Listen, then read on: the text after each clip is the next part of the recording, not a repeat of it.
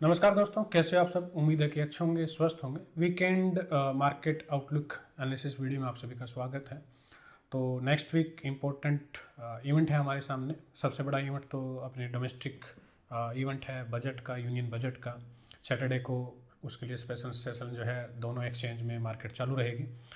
और साथ में जो है कुछ ग्लोबल आउटकम्स भी आएंगे, वो में भी देखेंगे। कुछ फेड के इंटरेस्ट रेट डिसीजन वगैरह भी जो है सामने कुछ प्लान हो सकते हैं, उनके बारे में चर्चा करेंगे। तो कौन से लेवल पे मार्केट में एफआई की सेलिंग रुक सकती है, क्या लिक्विडिटी हंटिंग हो सकती है, मार्केट कौन से प्रोजेक्शन को फॉलो कर सकता है, वो भी जानेंगे। लेकिन ओवरऑल जनवरी के जो पहले 3 वीक हैं राइटरों के फेवर में काफ़ी रहे हैं। मोस्ट ऑफ द डेज जो है मार्केट स्मूथ डीके में रहा है या फिर प्रडिक्टेबल रहा है। अगर देखें तो प्रॉब्लम आई थिंक एक सेंसेक्स की एक्सपायरी जो अभी लास्ट वीक के ट्यूसडे है उसी में एक प्रॉब्लम आई थी, लेकिन वो प्रॉब्लम भी प्रडिक्टेबल थी। डाटा में आपको पहले से हिंट दे दिया था कि मार्केट जो है आज कुछ इशू क्रिएट कर सकती है और बड़ी वॉल्टिलिटी उस दिन बने। तो अगर आपकी पोजीशन या रिस्क मैनेजमेंट कंट्रोल में थी तो आप उस दिन भी कंट्रोल्ड लॉस में निकल गए होंगे, और उस लॉस को भी मार्केट ने आफ्टरनून में रिकवर करने का मौका भी दिया है। तो क्या अपकमिंग वीक भी राइटरों के फेवर में रहेगा? आईवी बढ़े हुए हैं, विक्स बढ़े हुए हैं, तो क्या उसका रियलाइज्ड वॉल्टिलिटी पे इम्पैक्ट देखने को मिलेगा, या फिर जो आईवी एक्चुअल रियलाइज वोल्टिलिटी के जो ऊपर हैवी भी बना रहेगा और उससे राइटरों को, डे राइटरों को खास करके ज़्यादा दिक्कत नहीं होगी, या फिर रेंज ब्रेकआउट की बड़ी ट्रेड जो है मार्केट बनाने की कोशिश कर रहा है और रेंज बनेगी या फिर रेंज जो है बजट के बाद ही टूटेगी, वो सब जो है हम जानने की कोशिश करेंगे। तो चलो सबसे पहले जो है एक बार स्क्रीन पे चलते हैं, लास्ट वीक के ट्रेड सेटअप देखते हैं, उसके बाद जो डाटा एनालिसिस समझेंगे और उसके बाद जो है कंक्लूजन पे आएंगे कि अगले वीक क्या क्या मार्केट जो है पॉसिबल स्कोप और प्रोजेक्शन बना सकती है। ओके, तो स्टार्ट करते हैं सबसे पहले लास्ट वीक के कुछ ट्रेड सेटअप की। पिछला वीक ठीक था। अगर देखें तो ट्यूसडे को प्रॉब्लम हुई थी। सबसे पहले मंडे में स्ट्रेडल जो है इजीली प्रडिक्टेबल थे। सुबह सुबह एक बार राइज जरूर हुए थे और व्यू सही था मार्केट के, मतलब कि नीचे से 77,000 के आसपास के जो है वापस आकर के टाइम पास करने का अंदाजा था। तो एक स्टार्टिंग में ही एंट्री बना ली थी मार्केट के खुलते ही, और दूसरा था कि 5-6 मिनट में एवरेज करेंगे। डेल्टा एवरेजिंग की प्लानिंग थी, लेकिन मार्केट में आई भी बढ़ गया तो डेल्टा एवरेजिंग नहीं हुई। लेकिन ओवरऑल जो है जो एंट्री पहले की थी, जब मार्केट ने यहाँ से रिवर्सल लिया तो ठीक ठाक गेन का मौका दिया था। मतलब कि एग्रेसिव पोजिशनिंग नहीं होती, मतलब कि ये छोटी छोटी क्वांटिटी देख सकते हैं। 5-5 लोट में 10-10 हज़ार रुपये का जो है टारगेट मिल गया था। तो 5 लोट पे 10,000 रुपये 2 घंटे में कोई बुरा नहीं है। इतनी छोटी क्वांटिटी पे जो है आराम से, मतलब कि ठीक है, एक रीजनेबल टारगेट है इंट्राडे के डीके के पॉइंट ऑफ व्यू से। ट्यूसडे को मार्केट ने काफ़ी उठा पटक की थी यहाँ पे, और अगर देखें तो मेनली जो है सुबह सुबह स्ट्रेडल बेचे थे, उन्होंने काफ़ी प्रॉब्लम किए। स्ट्रेडल पहले नेक्स्ट वीक के बेचे थे, स्लीपेज आई उसमें, और व्यू ऊपर का ही था। मार्केट जो है ये लग रहा था कि एक बार जो है इंट्राडे में 77,500 के आसपास जो है आ सकता है, नीचे से आया भी, लेकिन पोजीशन जो है वो लॉस में कटी थी। ओके, रीजन क्या है कि लेते ही एंट्री जो है स्ट्रेडल सब बढ़ने लगे थे, राइज होने लगे थे। मार्केट में 77,000 सेंसेक्स की ट्यूसडे की एक्सपायरी, उसके बाद 77,500 को 76,500 पे शिफ्ट किया गया। दोनों तीनों ही लेवल हुए मार्केट में। जो व्यू था प्राइस का टाइम, भाई इस टाइम पे मार्केट यहाँ पे रही वो थी, लेकिन वोल्टिलिटी आईवी पैटर्न इतने थे कि ये सब के सब जो है लॉस में एग्जिट करने पड़े। स्ट्रेडल इसमें प्रॉफिट नहीं हुआ यहाँ पे, और एक ट्रेड जो है मार्केट में फिर पुट बेचने के लिए थी, वो ठीक थी। वहाँ से जो है मार्केट में एक शार्प राइज दिख रहा था, वो आया भी। हालांकि उस राइज में स्ट्रेडल में कामयाबी नहीं मिलती, पुट बेचने में जो है कामयाबी जरूर मिली, तो हल्का फुल्का लॉस जो है यहाँ से रिकवरी हुआ। आफ्टरनून में जो है मार्केट में एक ट्रेड डीके की दी, क्योंकि अगर आप देखोगे तो 2:30-3 बजे के आसपास जो है, ये देखिए कि आप 2 बजे के आसपास जो है आप देखो कि स्ट्रेडल जो है काफ़ी अच्छे चल रहे थे। 600-650 रुपये के आसपास के स्ट्रेडल चल रहे थे। तो अचानक से जो उसमें आप देखो यहाँ पे 480 के आसपास जो है मार्केट सिर्फ 20 पॉइंट के स्टॉप लॉस से 580 से 480, इवन 380 भी गया था, और डीके इतना फास्ट था, और 5-10 मिनट में जो ट्रेड का प्रॉफिट आ गया। और डीके नहीं, उसके बाद राइज भी उतना फास्ट था। 600 के आसपास का स्ट्रेडल जो है 480-485 का टारगेट दे करके 385 से, और वापस जो है 700-800-900 क्रॉस कर गया था, 1000 के आसपास चला गया था। ओके, तो लेकिन आफ्टरनून में सिलेक्टिव ट्रेड ने जो है रिकवरी का मौका दिया था यहाँ पे। मॉर्निंग में एक ट्रेड और भी की थी यहाँ पे, एक जो है यहाँ पे पुट सेल किया था यहाँ पे। अगर आप देखोगे ये अग्रेसिव पुट था यहाँ पे, ये थोड़ा सा सेफ्टी वाला पुट था, ये थोड़ा अग्रेसिव था। तो इस पुट में भी जो है मार्केट ने अच्छा खासा जो है यहाँ पे डिप दिया था, और मतलब कि प्रॉफिट ठीक दिया था। लेकिन मेन ट्रेड सेटअप जो एसडी के थे उसमें लॉस हुआ, और अगर आप देखोगे तो ये दिन बहुत भयानक था। इस समय अगर ये लॉस निकाल करके नहीं निकलते तो भले ही प्राइस एनालिसिस सही होने के बाद भी प्रॉफिट नहीं होता, क्योंकि मार्केट ने जो है एकदम से, अगर आप देखो सेंसेक्स में उस दिन जो है 5 मिनट में 1000 पॉइंट के ऊपर की कैंडल बनाई थी, और फिर जो है वापस 10 मिनट में वापस भी जो है उससे ज़्यादा गिरा था। तो मार्केट में जो बहुत ऊपर से नीचे की गिरावट से वापस ऊपर डे हाई क्रॉस किया, डे हाई से वापस जो है नया डे लो बनाया। तो उस समय तो बचने का कोई चांस नहीं है राइटर के पास में, क्योंकि नॉर्मली क्या करते हैं कि भाई अगर मार्केट गिर रहा है तो कॉल बेच दी, अब पता लगे कि ऊपर जा रही है तो फिर कॉल कैसल काट करके पुट बेचते, फिर वापस नीचे आते, दोनों साइड ऐसे लगते हैं। तो सुबह जब दिखा कि भाई स्टॉप लॉस आज जो है अपने अमाउंट का आ गया है, तो उसको लॉस में ही निकलना बेटर है। उसको जो है सेकंड हाफ में कुछ रिकवरी जो है मार्केट ने जरूर मौका दिया, लेकिन सुबह जो है वॉल्टिलिटी में ऐसा चले गए थे। वेडनेसडे का ट्रेड बहुत आसान था, अगर आप देखोगे तो इजीली आपको दिख रहा है कि स्ट्रेडल की ट्रेड थी यहाँ पे, 2 ट्रेड जो है यहाँ पे आई थिंक ली थी, और 20 पॉइंट 25 पॉइंट जो है, क्योंकि अब 75 का लोट हो रखा है तो आराम से मिल जाता है। तो ये ट्रेड जो है यहाँ पे आराम से मिल गई थी, और साथ में जो बाद में कुछ पुट भी बेचे थे, और उनका जो है यहाँ पे सिस्टम में ऐसा रखा था, टारगेट आने के बाद जो है उसको लिखा था कि भाई कॉस्ट टू कॉस्ट जो ऐसा रख सकते हो। थोड़ा सा आकर के आई थिंक इसमें जो है मार्केट में वापस भी चले गए थे, प्रॉफिट बुक ना करो तो एसएल भी जो है वापस चले जाते हैं। ओके, बैंक निफ्टी में कॉन्ट्रा लेवल था, जो ट्रेड ली थी वहाँ पे 30-35 पॉइंट के बाद जो है एसएल रखने का सिस्टम में आराम से मौका मिला था, कोई दिक्कत वहाँ पे ज़्यादा हुई नहीं थी। और थर्सडे की ट्रेड जो है और भी ईजी थी। मार्केट में सुबह सुबह जो है यहाँ पे एक छोटा सा एसएल बैंक निफ्टी में ज़रूर गया था, लेकिन सुबह सुबह कुछ स्ट्रेडल ऊपर के बेचने की प्लानिंग थी। और जब मार्केट में देखो इस समय अगर मैं देखूं यहाँ पे ये चार्ट अगर आपको दिखाऊं, एक बार ये चार्ट जो है निफ्टी में दिखाता हूँ, और डाटा में इसलिए मैं बोलता हूँ कि कई बार जब प्राइस में लेट बनता है, लेकिन डाटा में जो है क्लियर विजिबिलिटी पहले बन जाती है। ओके, तो यहाँ पे आप देखो कि ये बात कर रहा हूँ मैं थर्सडे की, तो जब मार्केट ये रेंज में था तो एक रेंज शिफ्ट का बन रहा था। पहले ये था कि भाई सुबह से मूड तो यही था, ओके सुबह से जो है मूड तो आई थिंक ये जो है ये तो फ्राइडे का आ गया इस समय। ओके, मूड यही था कि 23,150 की रेंज जो है अपन सेल करेंगे। ओके, लेकिन डाटा में प्रेडिक्ट हो गया था कि मार्केट में मूव अपवर्ड फास्ट आएगा, तो इसको अपन 110 पे बेचने की प्लानिंग थी, तो इसको बाद में ऑर्डर हटा दिए थे। ये 120 ट्रेड अच्छी थी, अगर 110 पे एग्जीक्यूट हो जाता तो एसएल जरूर चले जाते 10 पॉइंट के, लेकिन 110 वाला भी जो है बाद में अगर आप देखोगे तो आई थिंक 50-60 रुपए के आसपास आया था। ओके, तो प्रेडिक्टेबल मार्केट था, तो मार्केट ने जंप किया, जंप करने पे ऊपर जो है अपन ने ऊपर की ट्रेड ली थी, 250 का स्ट्रेडल भी बेचा, 200 का भी बेचा, 150 का भी बेचा, इंडिविजुअल 200 का बेचा, और 200 पे ही जो है एक्सपायरी हुई थी, आई थिंक 200 के आसपास ही जो है ये जीरो हुआ था स्ट्रेडल यहाँ पे। ओके, क्योंकि 2 एंट्री मिस हो चुकी थी, तो मिस होने के बाद जो है इसमें थोड़ा सा पोजीशन जो है तीनों स्ट्राइक में डीके के पॉइंट ऑफ व्यू से बनाया गया, 250 200 और 150 का तीनों स्ट्राइक जो कंबाइंड बेची गई, क्योंकि एंट्री थोड़ी लेट थी, डीके ऑलरेडी हो चुका था।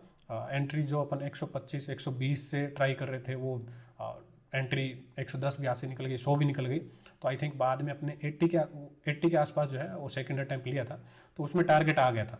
ओके, और वो टारगेट जो उसमें जो है बुक हो गया था, यहाँ से जो उसने प्रॉफिट का मौका दिया। और वेडनेसडे को अपने जो है दूसरी ट्रेड ली थी थर्सडे की, वेडनेसडे को अपने नेक्स्ट वीक का भी जो है स्ट्रेडल बेचा था, अगर आपको ध्यान होगा उसमें भी जो है मार्केट ने प्रॉफिट करने का मौका दिया था। ओके, तो वेडनेसडे थर्सडे अच्छे थे, मंडे भी अच्छा था, ट्यूसडे प्रॉब्लमेटिक था लेकिन रिकवरी का मौका दिया, और प्रेडिक्टेबल ट्यूसडे भी था, लेकिन एसएल जो है उसमें फर्स्ट हाफ में स्ट्रेडल के नहीं बच पाई, क्योंकि मार्केट में मूव आने से पहले ही लॉस में आ गए थे। मूव बाद में आया था, स्ट्रेडल पहले ही लॉस में आ गए थे, पहले ही निकल गए थे अपन लॉस बुक करके उसको। ओके, फ्राइडे का दिन थोड़ा वेट किया, प्रेडिक्टेबल मार्केट था, एक 2 ट्रेड इसमें यहाँ पे बन रही थी। पहली ट्रेड तो सुबह सुबह जो पब्लिक के साथ में शेयर नहीं कर पाए यहाँ पे, वो ये थी कि ऊपर की एक कॉन्ट्रा का लेवल बन रहा था, सिर्फ अब ये लिखा था कि कॉन्ट्रा लेवल बन रहा है बैंक निफ्टी में, ट्रेड कोई शेयर नहीं की थी यहाँ पे। लेकिन ये तो निफ्टी का चार्ट लगा यहाँ पे, बैंक निफ्टी में 48,000 की जो है पुट बेचने का मार्केट ने जो है मौका दिया था यहाँ पे। कहाँ गया भाई बैंक निफ्टी, हाँ, तो यहाँ पे जो है एक अच्छा मोमेंटम जो है बना था मार्केट में ऊपर की तरफ में, और उसमें जो है डेल्टा डी के अच्छे मिले थे। उसके बाद जो है सेकंड हाफ में इस रेंज के आसपास जो है 48,300 48,500 के आसपास का जो है डीके का कुछ प्लान था कि मार्केट जो है यहाँ पे क्योंकि लास्ट वीक है प्रीमियम अच्छे चल रहे थे, तो अब जो है मार्केट थोड़ा डीके दे सकता है। तो उसमें एक स्ट्राइक अपनी थोड़ी सी ऊपर की थी कि मार्केट शायद वापस से एक बार 48,600 के आसपास जो है, यानी कि 48,500 इस 600 इस रेंज में जो है 100 पॉइंट में थोड़ी ऊपर में टाइम पास कर सकता है। तो 49,000 वाले में एसएल जरूर चले गए थे। ओके, लेकिन वो एसएल की रिकवरी जो है 45,000 48 3,000 मतलब कि ये दोनों 48,300 और 48,500 की स्ट्राइक में जो है वो कंप्लीट हो गई थी, उन्होंने रिकवरी करके दिया था। ओवरऑल देखा जाए तो Monday Tuesday and Thursday, Tuesday नहीं बोलेंगे, मंडे, वेडनेसडे एंड थर्सडे ये अच्छे दिन थे। थर्सडे ट्रेड अच्छी थी, लेकिन फ्राइडे को ज़्यादा अग्रेसिव नहीं करते हैं तो इसलिए नहीं हुआ। लेकिन ट्यूसडे को जो है सुबह सुबह प्रॉब्लम थी, बाकी ओवरऑल जो है प्रॉफिट पूरे वीक के ठीक रहे थे। एक ट्रेड इस वीक और बनी थी, अगर आपको ध्यान होगा वो मैंने आपके साथ शेयर भी किया था फुल टाइम वाले बैच के साथ में, जो लड़के सीख रहे हैं उनको, कि इंडिया मार्ट में एक फ्यूचर की ट्रेड बन रही थी, लेकिन वो ट्रेड जो है बली चढ़ गई बैन के हवाले, क्योंकि स्टॉक बैन में चला गया और बैन में जाने के बाद जो है स्टॉक्स में लिक्विडिटी बिल्कुल नहीं थी और स्प्रेड के डिफरेंस भी जो है काफ़ी ज़्यादा मतलब कि रिकवरी हो गई। तो ये ट्रेड ठीक थी, प्रॉफिट में आई थी और ये मैंने आपको बताया भी था कि ये ट्रेड में एक्चुअली मार्जिन कम लगता है, तो मतलब कि रिटर्न 3-4% का जो है ईजिली मिल जाता है डिप्लॉयड कैपिटल पे। ओके, एक बार वो प्रॉफिट दिखा भी था और मैंने आपको लॉजिक भी बताया था, रीजन भी बताया था कि क्या रीज़न है इसमें। और एक किस्म से नियर आर्बिट्रेज ट्रेड होती है, MTM लॉस फिर भी आ सकते हैं, और क्योंकि अभी ये स्टॉक बैन में चला गया था तो उसकी वजह से मैं इस प्रॉफिट को मतलब कि जो चाह रहा था वो डिजायर प्रॉफिट बुक नहीं है। अभी ये फिलहाल जो है MTM लॉस में खड़ी है, देखते हैं रिकवरी का मौका देगा नहीं देगा, नहीं देगा तो कोई बात नहीं, उसको निकाल देंगे नया, मतलब कि दोबारा से एक पैटर्न का फ्यूचर के स्प्रेड का जो है एक्सपेरिमेंट था वो उस एक्सपीरियंस को गेन करके निकाल देंगे। ओके, तो अब आगे बढ़ते हैं, नेक्स्ट अपना डाटा एनालिसिस वाला देखते हैं। तो देखो एक चीज़ मार्केट में कंटिन्यू है वो FI की सेलिंग, जिसका हमने पहले भी कई बार जिक्र किया है। अभी भी जो अगर आप देखोगे तो नेट बेसिस पे लास्ट 30 डेज में नेट बेसिस पे 80,000 के आसपास जो है नेट कैश विड्रॉ हो चुका है। 80,000 करोड़ काफ़ी बड़ा नंबर है और यहाँ पे अगर आप देखोगे तो लगातार जो है पूरे महीने में सिर्फ आपको एक ही ब्लू टिक दिख रही है, बाकी कभी कम कभी ज़्यादा कभी कम नेट बेसिस पे जो है FI की सेलिंग कंटिन्यू है। और ये प्रॉब्लम थोड़ा सा ज़्यादा इसलिए लग रहा है कि अगर आप देखोगे तो ग्लोबल मार्केट में ऐसा कुछ दिक्कत नहीं है। ओके, चाहे आप कोई भी ग्लोबल इंडेक्स उठा के देख लो, तो लास्ट वीक में चाहे डाउ हो या नहीं, ठीक है फ्राइडे को थोड़ा सा ऊपर से प्रॉफिट बुकिंग जरूर आया, और लेकिन ओवरऑल जो है चाहे वो SPX ने तो नया मतलब S&P 500 ने तो नया ऑल टाइम हाई बनाया था यहाँ पे लास्ट वीक में। तो ग्लोबल मार्केट खास करके US की इक्विटी मार्केट में ऐसा कुछ इशू नहीं दिख रहा है। ओके, वो काफ़ी ऑप्टिमिज्म दिख रहे हैं और उनको जो महंगाई का टारगेट है इन्फ्लेशन का वो अचीव होता दिख रहा है, और फेड्स की तरफ से लिक्विडिटी की जो ईज है वो कंटिन्यू होती दिख रही है, तो वहाँ पे कोई प्रॉब्लम नहीं है। ओके, और एक्चुअली आप देखोगे तो कई बार जैसे मैं पहले भी डिस्कस करता हूँ कि US की इक्विटी मार्केट जो ज़्यादा प्रडिक्टेबल है फंडामेंटल एनालिसिस के साथ, मैक्रो डाटा एनालिसिस के साथ, प्राइस के एक्शन के साथ में, और लिटरली वैसा ही हो रहा है। अपने ये था कि US की इलेक्शन से पहले नहीं बेचेंगे, US की इलेक्शन के बाद पहली बार प्रॉफिट बुकिंग की सोचेंगे, और उसके बाद मार्केट जो है ऊपर की रेंज बनाएगी और रेंज बना करके अपने को शॉर्ट का मौका देगी। ओके, तो अगर किसी को भी शॉर्ट लेना होता एग्जाम्पल के तौर पे, तो US की मार्केट ने इलेक्शन के बाद जो है अच्छा मौका दिया यहाँ पे, और जिन्होंने नहीं किया उनको भी जो है दोबारा मौका दिया यहाँ पे, मार्केट जो है ऑल टाइम के आसपास वापस आए अगर शॉर्ट जस्ट फॉर एग्जाम्पल किसी को लेने होते। लेकिन अपनी इंडियन मार्केट में ऐसा नहीं हुआ, हम जो है बिल्कुल इनसे पहले ही गिर गए। अगर आप देखो, चलो गिफ्ट निफ्टी या फिर जो नॉर्मल निफ्टी का भी अगर आप चार्ट लगाएंगे तो मार्केट हमारी जो है सितंबर एंड के बिल्कुल जो है टॉप बना दिया था, हमको कोई मौका नहीं मिला। और इवन जब अब US के index, equity index all time high के आसपास है, हम तब भी जो है नीचे रेंग रहे हैं, अभी तक हमको वो काम नहीं मिल रहा। तो ग्लोबल इक्विटी में कहीं प्रॉब्लम ऐसा नहीं दिख रहा है, कोई रीजन स्पेसिफिक ऐसा नहीं दिख रहा है जिसको सेल ऑफ हो जाए। लेकिन इंडियन मार्केट में रीजन कुछ भी हो सकता है, चाहे वो आप मान सकते हो कि हमने अभी तक रेट कट नहीं चालू किए, या फिर जो है डॉलर के सामने हमारा रुपये डिप्रिसिएशन हो रहा है, वो कहीं कहीं FI के लिए नेगेटिव पॉइंट है, क्योंकि इनको तो ऑल जो इन्वेस्टमेंट पे रिटर्न है उस पर कहीं ना कहीं करेंसी डिप्रिसिएशन का इम्पैक्ट पड़ेगा। ओके, तो डॉलर के सामने इंडियन रुपये का डेप्रिसिएशन हो, या फिर जो है वीकली एक्सपायरी, डेली एक्सपायरी बंद कर दिए, उसके बाद सेलिंग काफ़ी बड़ी है वो हो। ओके, चाहे रीज़न जो भी हो, FI की सेलिंग या फिर उनके खुद के घरेलू मार्केट आउट परफॉर्म कर रहे हैं तो उनको इमर्जिंग मार्केट में इतना कैश क्यों रखना है, या फिर आने वाले दिनों में जो एक पूरी ग्लोबल मार्केट में एक बेयरिश सिनेरियो जो हम 2025-26 में बेयरिश तो नहीं बोलेंगे, अंडर परफॉर्मेंस की जो उम्मीद कर रहे हैं, उसमें कहीं ना कहीं इमर्जिंग मार्केट को पहले सेल करना हो, रीज़न चाहे जो भी हो, लेकिन FI की सेलिंग की वजह से जो है काफ़ी मतलब कि ट्रेडर के पॉइंट ऑफ व्यू से शॉर्ट के अपॉर्चुनिटी जो है काफ़ी मिस हुई है इस बार, और पता नहीं अब दोबारा मिलेगी। मतलब कि हर, जैसे कि मैंने लास्ट टाइम में बताया था कि पहले अपना जो है मूड था कि हम मार्केट में यहाँ से ही वापस मार्केट अगर मिल जाएगी तो सेल कर देंगे, वो नहीं मिला। उसके बाद है कि अगर ये लेवल वापस मिल जाए तो सेल कर देंगे, वो भी नहीं मिला। अभी एक अगर मार्केट ये लेवल दे देती तो हर बार क्या है कि उम्मीद कर रहे हैं कि एक रिट्रेसमेंट कम से कम, भाई पहले जैसे ये था ये लेवल मिलेगा तो बेचेंगे, फिर दोबारा हो गया चलो ये मिले तो बेच देंगे, तीसरी बार ये हो गया चलो अब ये मिल जाएगा तो यहीं पे शॉर्ट कर देंगे। हर बार मार्केट जो है एक नीचे ही रेंज बना रही है। अभी सोच रहे हैं कि अगर मार्केट चलो इस लेवल तक कम से कम 24,300 24,200 के आसपास आती है तो भी रिट्रेसमेंट में कुछ शॉर्ट की जो है कम से कम, ज़्यादा नहीं तो कम से कम कुछ कॉल फरवरी के मार्च के बेच करके ट्राई कर सकते हैं। ओके, तो लेकिन मार्केट जो है शॉर्ट्स की अपॉर्चुनिटी बिल्कुल नहीं दे रही है। हर मौके पे अगर आप देखोगे तो नए शॉर्ट जो है अग्रेसिव मार्केट में, भले ही अब गिरावट आपको पिछले कुछ दिनों से इतनी अग्रेसिव नहीं दिख रही है। ओके, अगर हम देखें तो पिछले, अगर आप देखें कि मार्केट ने जो है लगभग 2 वीक से एक रेंज नीचे बना दी है।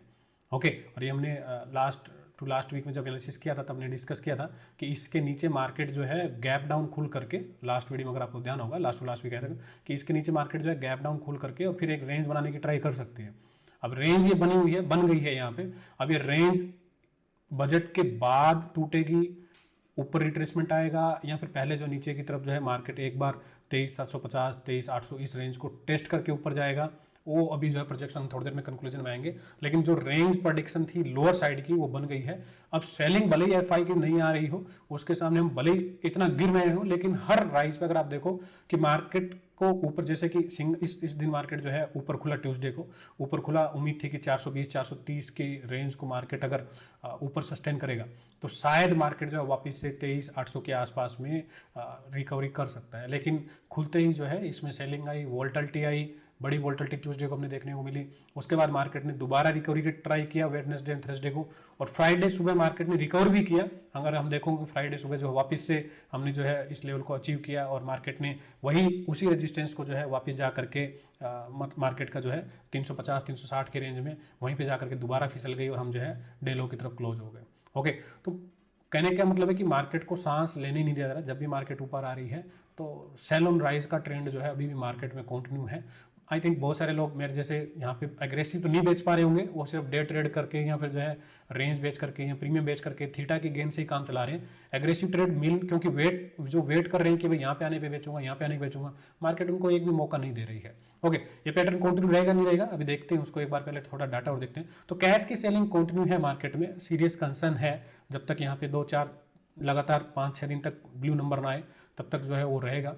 और मुझे लग रहा है कि शायद अपना जो टारगेट था 1.5 लाख करोड़ के आसपास का, वो तो कहीं कहीं मार्केट में ऑलमोस्ट अचीव हो गया। उसको जब हमने 1.5 लाख करोड़ कैश विड्रॉल का कि एफआई निकालेंगे इस साल में, मतलब कि मोटा मोटा ये यूएस के इलेक्शन से लेकर के और दिवाली तक, मतलब कि ये 12-13 महीनों में। ओके, तो वो 12-13 के एक्चुअली अपना बड़ा रेंज तो 2026 के समर तक का है।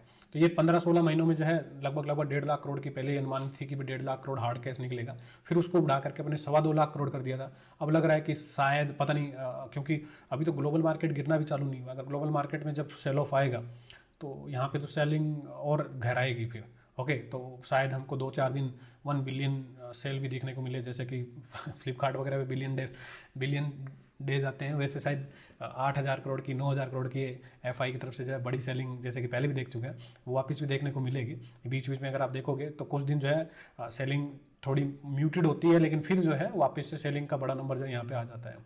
ओके, उसके बाद अगर हम देखें यहाँ पे तो एफआई का अगर डेरिवेटिव डाटा देखें तो 2 दिनों से अच्छी बात ये हो रही है कि लोअर लेवल से, भले ही कल मार्केट में क्लोजिंग लोअर साइड हुई है, लेकिन लोअर लेवल पे शॉर्ट्स में प्रॉफिट बुकिंग हो रहा है।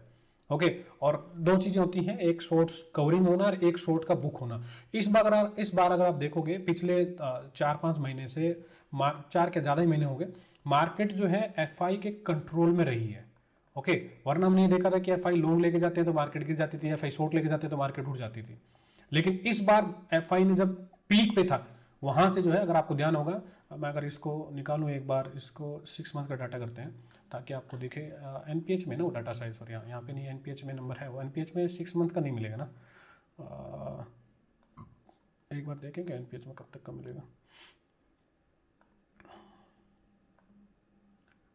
ओके, नहीं एनपीएच में नहीं मिलेगा, सॉरी, लेकिन मैं कोशिश करूँगा। यहाँ पे है क्या 6 मंथ का? ओके, चलो देखते हैं 6 मंथ का आता है क्या। तो अगर आपको ध्यान होगा जब मार्केट इस लेवल के आसपास था, ओके, निफ्टी की मैं बात कर रहा हूँ, जब निफ्टी हम यहाँ पे थे ऑल टाइम हाई के आसपास में थे, तब एनपीएच जो है बहुत एक्सट्रीम था।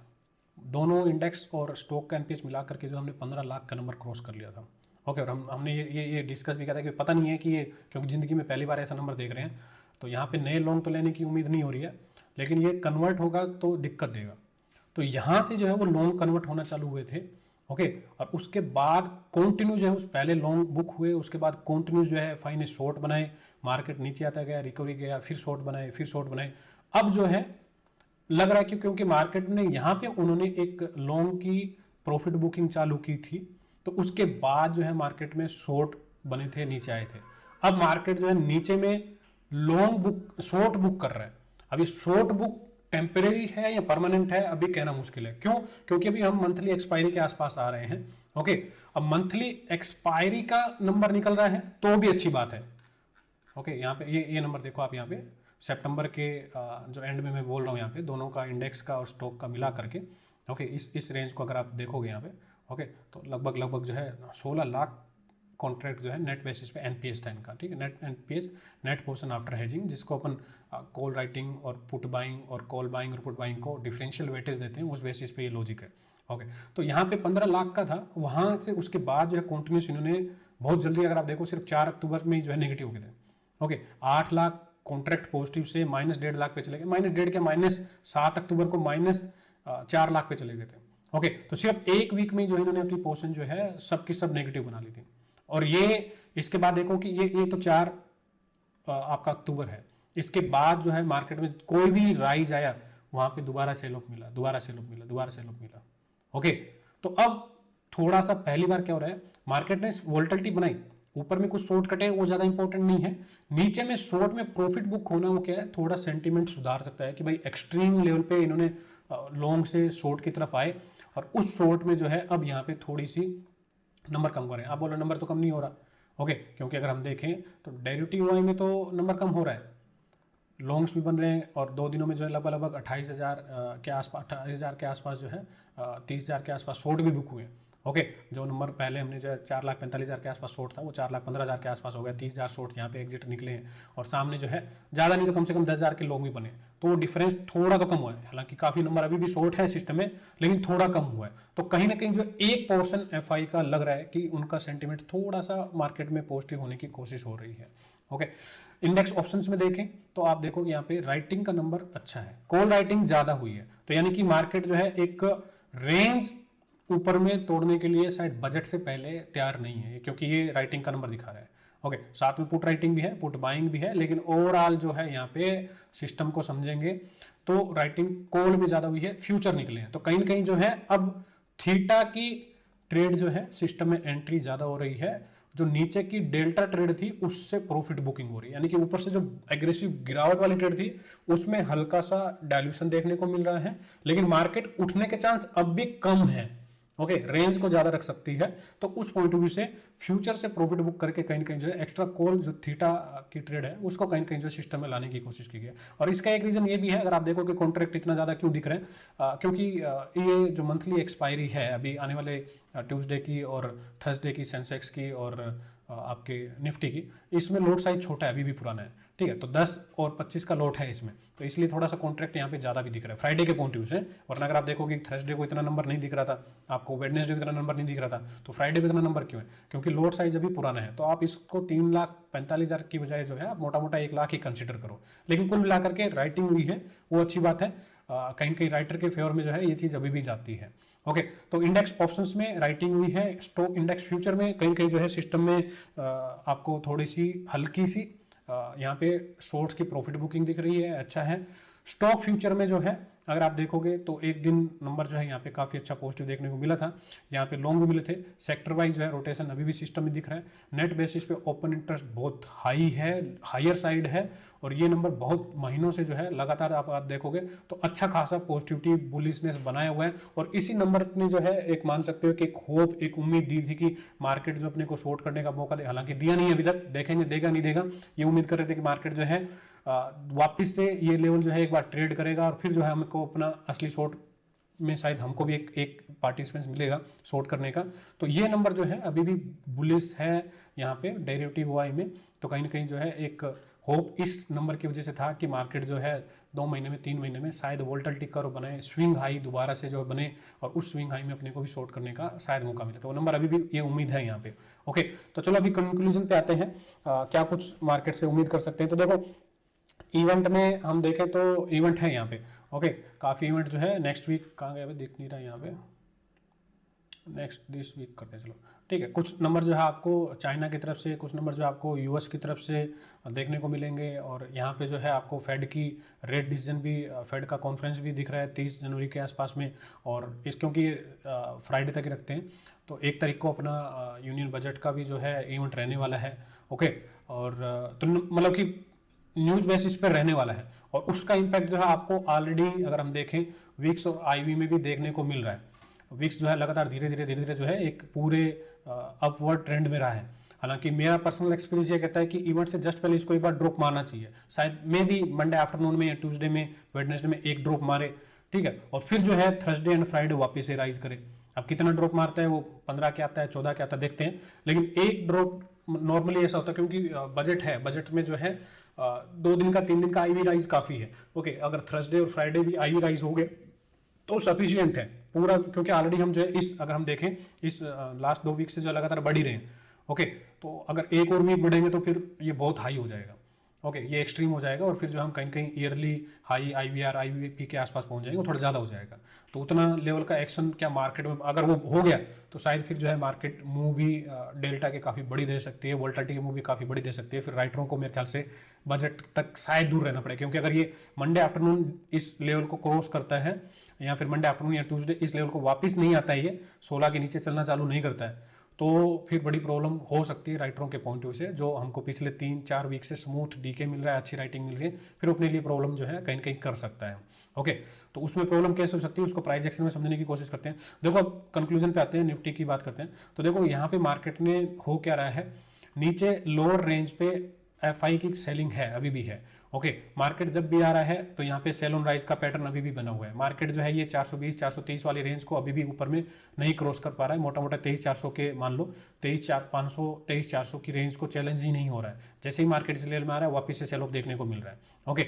मोटा मोटा ये जो है 2 वीक की हमने यहाँ पे रेंज यहाँ पे बना दी है।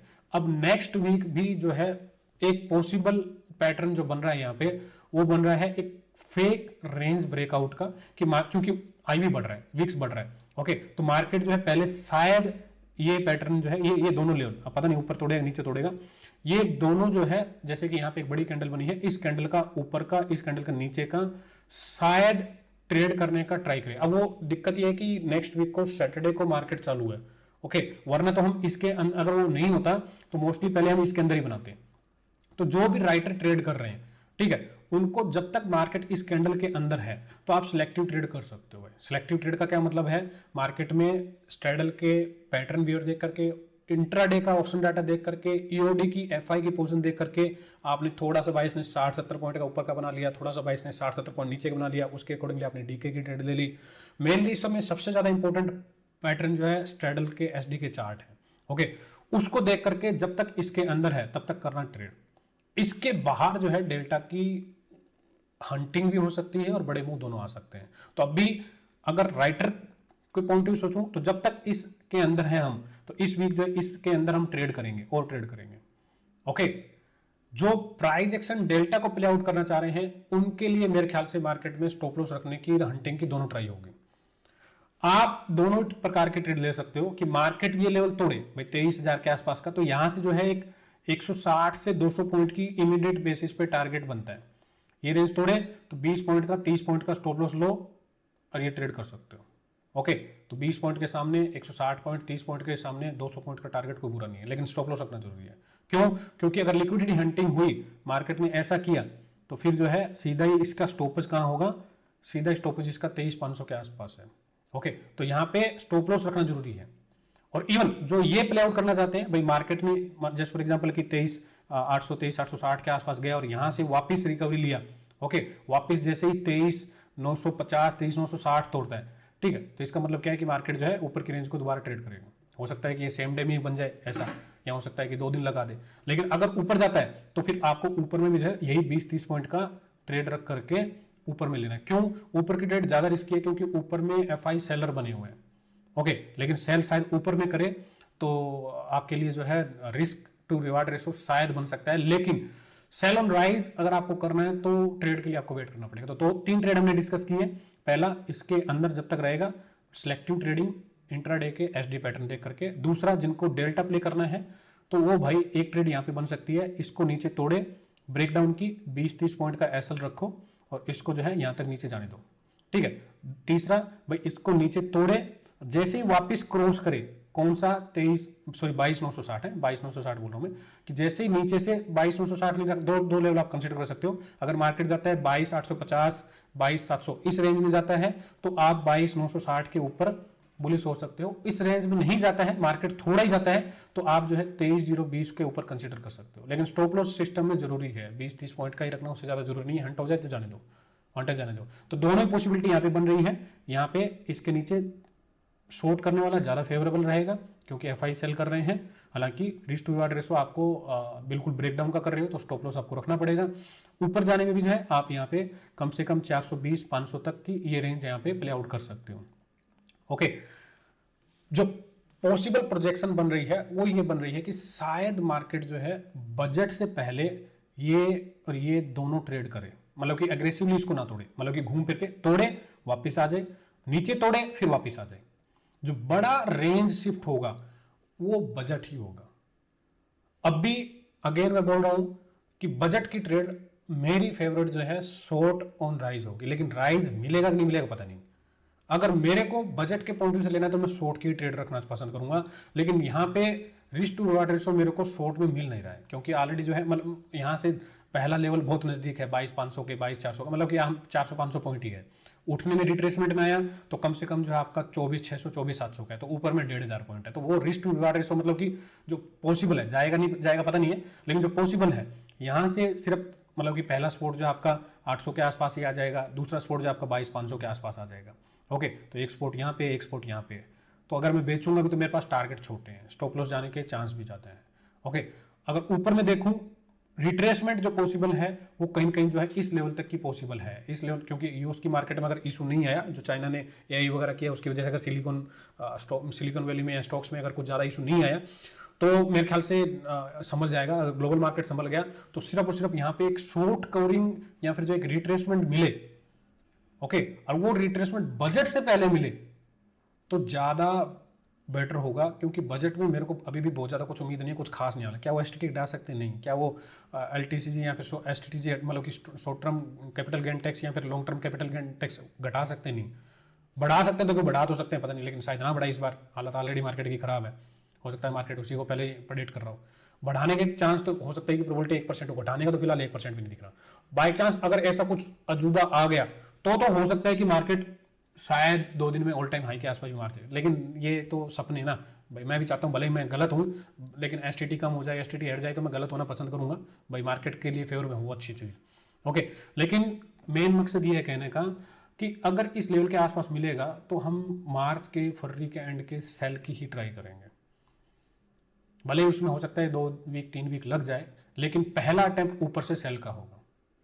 ओके, तो सेल आप यहां से ले सकते हो, तो छोटा स्टॉप लॉस आपकी मर्जी है, लेकिन यहां पे आपके टारगेट अभी फिलहाल बहुत बड़े नहीं दिख रहे हैं। 22,500 तक का ये लेवल हो सकता है कि इसको तोड़ करके मार्केट हो सकता है, क्योंकि देखो अल्टीमेट टारगेट अपना 21,700 का है, लेकिन ये टारगेट अपना कहीं कहीं क्या है, मार्च तक का है।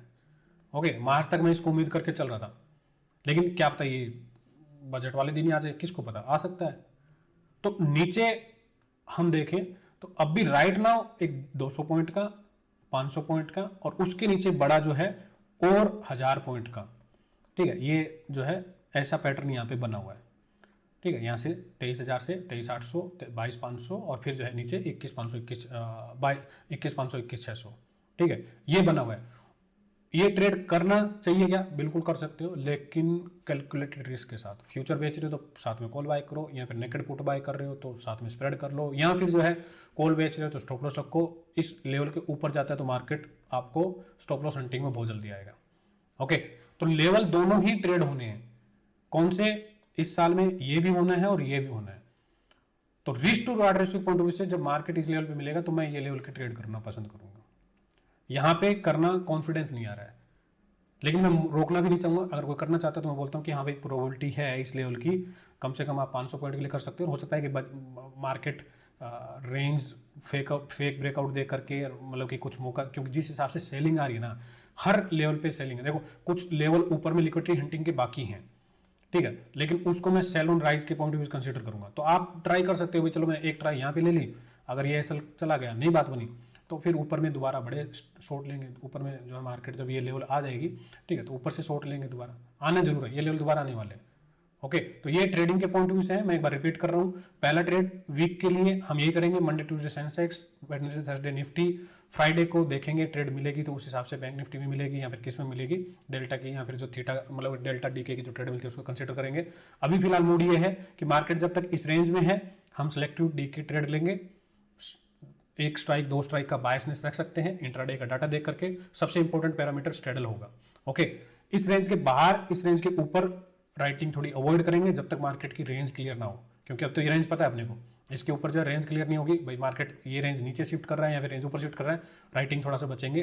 फिर जो है स्टॉप लॉस की ट्रेड लेंगे कि भाई ये नीचे जा रहा है तो यहाँ पे स्टॉप लॉस लेके नीचे तोड़ दिया, नीचे से ऊपर जा रहा है तो एक स्टॉप लॉस लेकर के ऊपर की ट्रेड ले ली। दोनों साइड जो है 30 पॉइंट का भाई, नीचे में आपको जो है 20 पॉइंट 30 पॉइंट के स्टॉप लॉस के सामने 200 और प्लस 300 ये ट्रेड मिल रही है।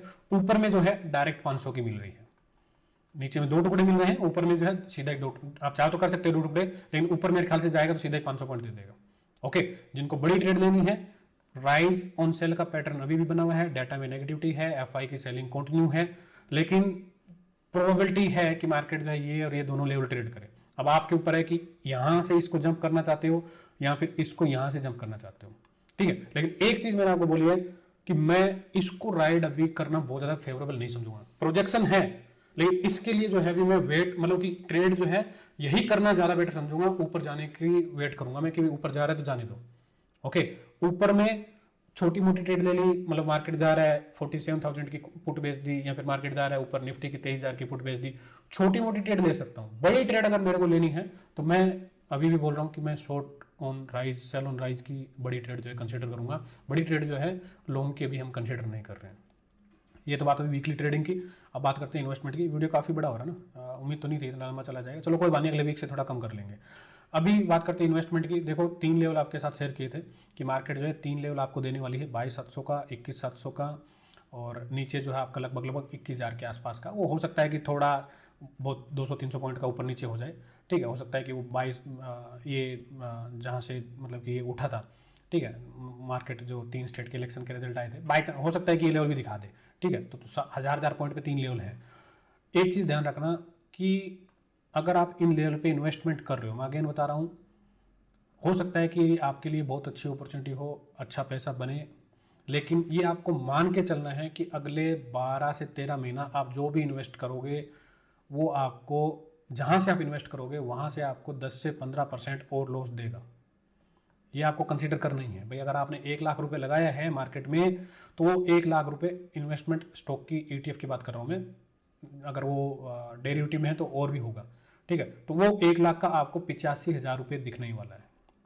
ये मान के ही ट्रेड करो, कम से कम बोल रहा हूँ, जाने को तो ये हो सकता है 55 आपका 55 तो नहीं जाना चाहिए, 75 भी चला जाए, कुछ स्टॉक्स में 80 भी चला जाए, 20% भी आ जाए करेक्शन, ठीक है। लेकिन मैं अगेन बोल रहा हूँ कि लॉन्गर टर्म के पॉइंट व्यू से पैसा लगा सकते हो, शॉर्टर टर्म में आपको लॉस होगा।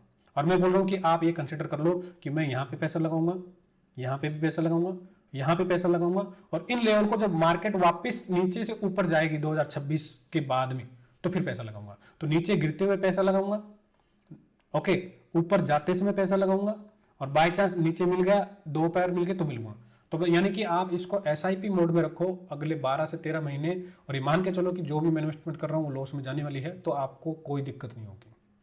जो ऑलरेडी पोर्टफोलियो में है भाई, मैं उनको पहले बोल चुका हूँ कि आपका बहुत कड़ी इम्तिहान है, अभी आपकी पैसेंस का टेस्ट है। अब आप SIP रोकते हो या फिर अपने पोर्टफोलियो में बैठ पाते हो क्या, जिनका लमसम इन्वेस्टमेंट है ऑलरेडी। आप मेरे ख्याल बहुत सारे दोस्तों का फोन आता है कि 20 लाख की इन्वेस्टमेंट है, अब 2 लाख 3 लाख रुपए लॉस में दिख रहा है, क्या करूँ भाई। पहले जो है प्रॉफिट से लॉस दिख रहा है, ओके भाई, पहले प्रॉफिट में थे अब थोड़ा लॉस में आ गए, क्या करें। तो मैं तुमको बोल रहा हूँ कि भूल जाओ इसको।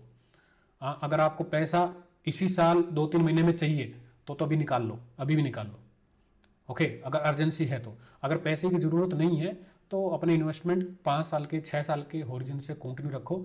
लेकिन जो अभी आपको 20 लाख पे 3 लाख का 4 लाख का लॉस दिख रहा है ना, वो लॉस 3 लाख 4 लाख और बढ़ने वाला है। जितना लॉस आपको दिख रहा है इतना लॉस और बढ़ने वाला है। जितना लॉस अभी है उतना लॉस और दिखे, फिर आप एवरेज करना, उससे पहले एवरेज भी मत करना। अगर पैसा है तो आप डाल सकते हो, और ना इसको थोड़ा और वेट करो। तो इन्वेस्टमेंट के पॉइंट ऑफ व्यू से मैं बोल रहा हूँ, हमने ये जनवरी की स्टार्टिंग में डिस्कस किया था कि मार्केट जब यहाँ पे थी, कि मार्केट जो है ये लेवल नीचे जाने वाली है, और नीचे जाने में आपका बिहेवियर क्या होगा। पहली बार में तो आप इन्वेस्टमेंट कर दोगे, लेकिन दूसरी बार जब उसके और नीचे जाएगा तो क्या होगा, तीसरी बार जब उसके और नीचे होगा तो क्या होगा, चौथी बार जब उसके ऊपर आकर के फिर नीचे जाएगा तो फिर क्या होगा, फिर ये ऊपर आकर के फिर नीचे जाएगा तो क्या होगा। तो अगर आप ये पैटर्न समझ रहे हो कि भाई अगले 1.5 साल तक, अगले 12 महीने तक, 15 महीने तक मार्केट जो है मेरे को बार बार लॉस दिखाएगी, और लॉस सिर्फ पैसे का नहीं होगा, टाइम का होगा। हो सकता है कि आज आप 22,700 22,800 पे इन्वेस्ट करते हो निफ्टी के ETF में, ये लेवल आपको 6 महीने बाद वापस मिल जाए, और इसके नीचे भी मिल जाए, और जो अपन उम्मीद कर रही हैं। ओके, और अगर इससे भी बुरी खबर बताऊं मैं, तो हो सकता है कि मार्केट आज ही आप मतलब कि फरवरी में ही आपको 21,700 दिखा दे, और आप जोश में इन्वेस्टमेंट कर लो, 21,700 बहुत अच्छा है, कर लो, ठीक है। और अगले 6 महीने 7 महीने तक मार्केट वही लेवल दोबारा दिखा दे आपको, यानी कि यहाँ इस रेंज में गया फिर वापस आ गया, गया फिर वापस आ गया, तो फिर क्या होगी, फिर आपको दिक्कत हो जाएगी। इन्वेस्टमेंट में दो चीज़ होती है, एक है अमाउंट और एक होता है टाइम। अमाउंट का तो आप ध्यान रखते हो कि मैं 10% लॉस लॉस झेल लूंगा, ठीक है, लेकिन वो लॉस 6 महीने तक दिखाएगा इतनी अच्छी एंट्री पे भी, तो गड़बड़ हो जाएगी। तो मैं इस बार बोल रहा हूँ कि आप मान के चलो कि जो इन्वेस्ट कर रहे हो 1.5 साल तक लॉस में रहने वाला है। अगर आपकी ये है कि भाई हाँ 1.5 साल तक मैं झेल लूँगा, तो बिंदास इन्वेस्ट करो। लॉन्ग टर्म के लिए SIP मत रोको, जिनके SIP नहीं चल रही वो SIP कंटिन्यू करो। बाकी लॉन्ग टर्म में कोई इशू नहीं है, लॉन्ग टर्म में आपको जो है मार्केट दे देगा। ओके, चलो हमने हर चीज़ डिस्कस कर ली। नेक्स्ट वीक से वीडियो थोड़ा छोटा रखने की कोशिश करेंगे, आधे घंटे के आसपास जो है वीडियो जा रहा है। नेक्स्ट वीक जो है 3 पॉइंट ही रखेंगे अपना, लास्ट वीक क्या ट्रेड किया और डाटा क्या बोल रहा है और अगले वीक क्या प्लान है। ओके, लंबा नहीं खींचेंगे। चलो नेक्स्ट वीक मिलते हैं भाई, तब तक लाइक कर दो। Take care, thank you, bye, जय हिंद। और सबको भाई गणतंत्र दिवस की बहुत बहुत शुभकामनाएं। आप सभी ने रिपब्लिक डे मनाया होगा आज। ओके, चलो ठीक है, मिलते हैं नेक्स्ट वीक।